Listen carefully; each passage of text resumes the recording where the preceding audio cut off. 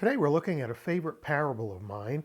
It's much argued over because there's a strange twist within the parable, and it's the parable of the unjust steward, which is in Luke chapter 16, and we're looking today at verses 1 through 13. Some of it we're going to cover very lightly, other parts we're going to dig into the Greek and see what we can find. So let's begin with the first two verses from the ESV. He also said to his disciples, "There was a rich man who had a manager, and charges were brought to him that this man was wasting his possessions. And he called him and said to him, 'What is this that I hear about you? Turn in the account of your management, for you can no longer be manager.'" So at the heart of these two verses, we're told that the manager hears, because of his conduct, he faces a drastic change in his circumstances. Judgment is coming. Prepare an account of your management, of your stewardship.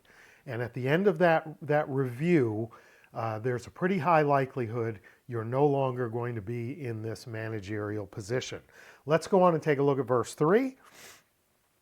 And the manager said to himself, "What shall I do, since my master is taking the management away from me? I am not strong enough to dig, and I am ashamed to beg." So let's look at these two little snippets in Koine.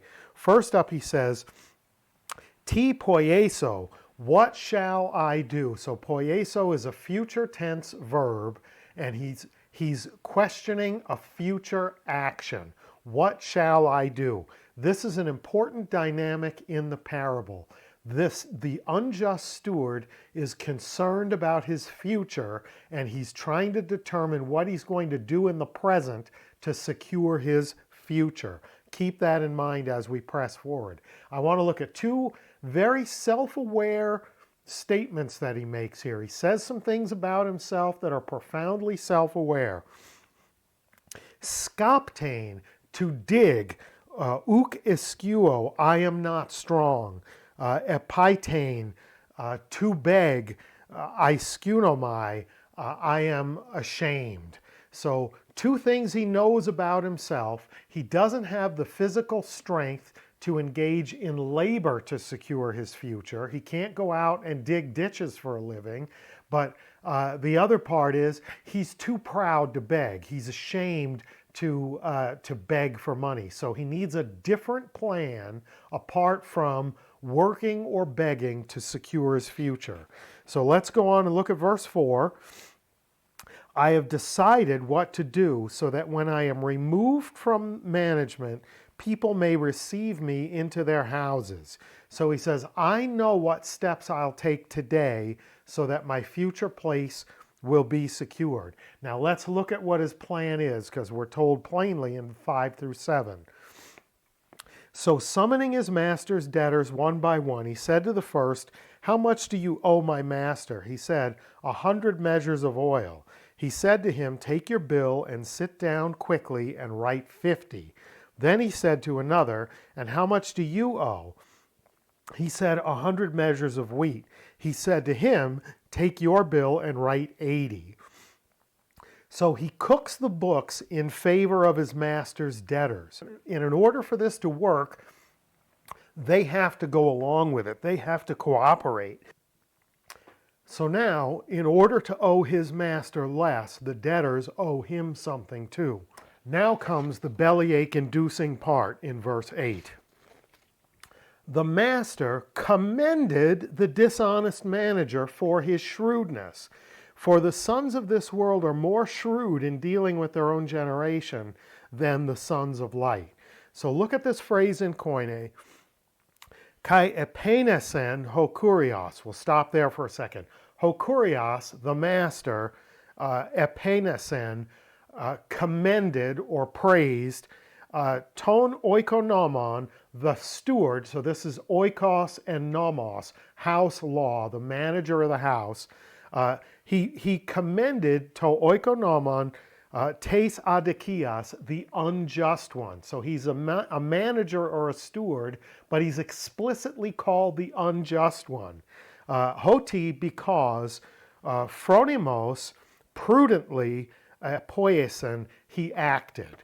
So Why does he commend the man that he says is an unjust steward? Why does the master of the house commend this manager?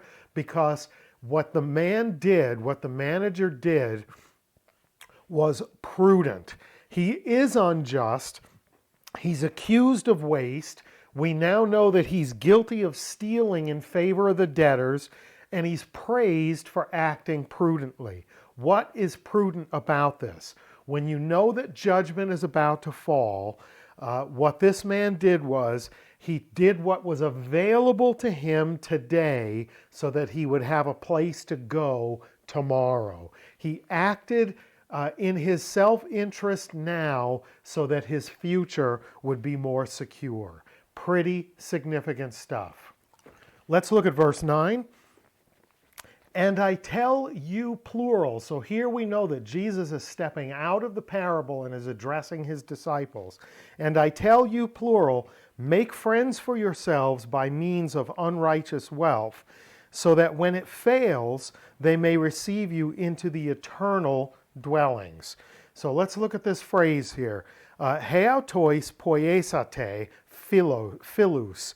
So poiesate is an imperative verb.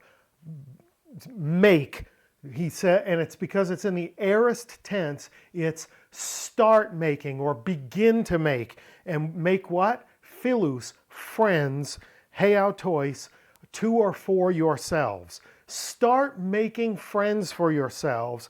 Ek tu mamona, out of money or wealth, tes adikias, unjust, the unjust kind. So start making friends by means of unjust wealth. Unjust wealth here refers back to the paradigm in the parable, right? Unjust wealth is using the opportunity of today. Hey, I see you owe him 100, slash that and write down 80, and now you owe him less and you owe me a little something, right? Take advantage relationship-wise of the opportunity today so that in the future, when the paradigm of today passes, you'll be welcomed into, he says, eternal tents, literally, eternal dwellings. Pretty significant stuff. In my humble opinion, the dynamic is much more important here than the specific content. What really matters here is that they start to act on the opportunity available to them today to prepare for eternity. That's always a good message, isn't it? Act on the opportunity available today to build relationship today so that you'll have a place to go in eternity. Act today for the future. Let's carry on. Verse 10. One who is faithful in very little is also faithful in much, and one who is dishonest in very little is also dishonest in much. Now here's the curveball.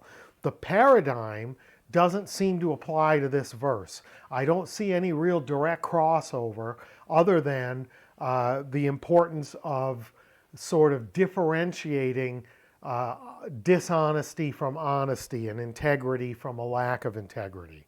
But let's go on and return to the paradigm in verse 11.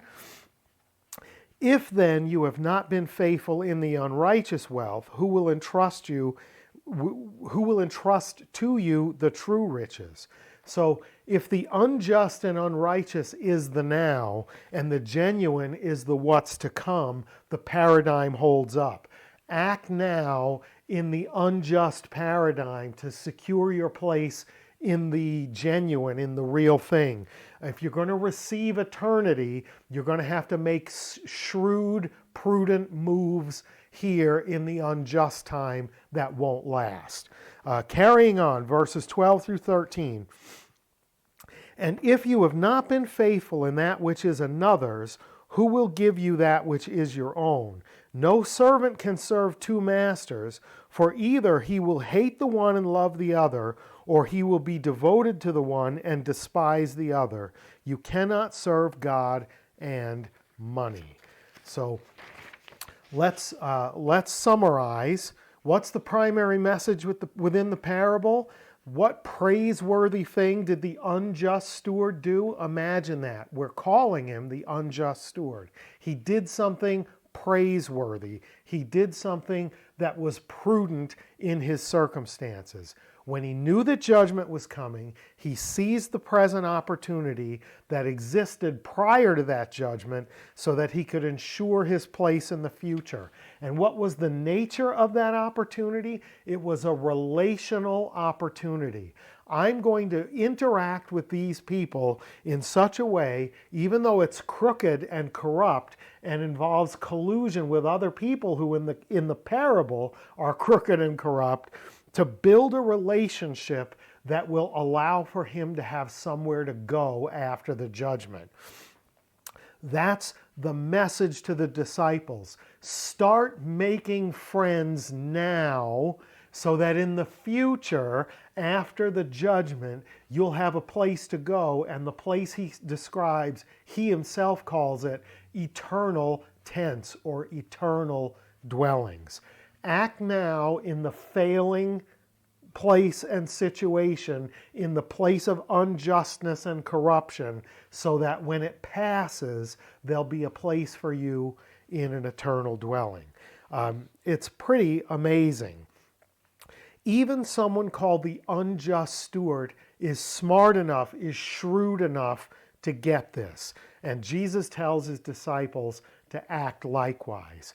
You have an opportunity to engage in a relationship, to make a friend now in the unjust time. And you're going to need to prioritize not this time, but that future eternal time. Not unjust money in the present, but God in eternity. And you're going to want to make a relationship that secures the eternal place for you in that future. And there's only one relationship that can do that according to Luke's gospel and the rest of the gospels and the whole of the New Testament. There's a relationship by faith that will allow you to access that eternity through a righteousness that isn't yours, that comes through the offering of Christ of himself on your behalf, right? Magnificent and powerful stuff, but it's a weird paradigm, isn't it? Who gets praised for acting shrewdly or prudently? Someone who's called an unjust manager, who is a cheat and a thief. But he's smart enough to know that if there's an opportunity to make a relationship today that will secure your future, you should make that relationship today. Let me know what you think in the comments. It may be a strange take. You may not agree. You may totally disagree. I'll be interested in hearing what you think. Please like, share, subscribe, tell a friend. Hit the little notification bell so you know when there's new content. And until next time, Charis Kai Irene Humin, grace and peace to you.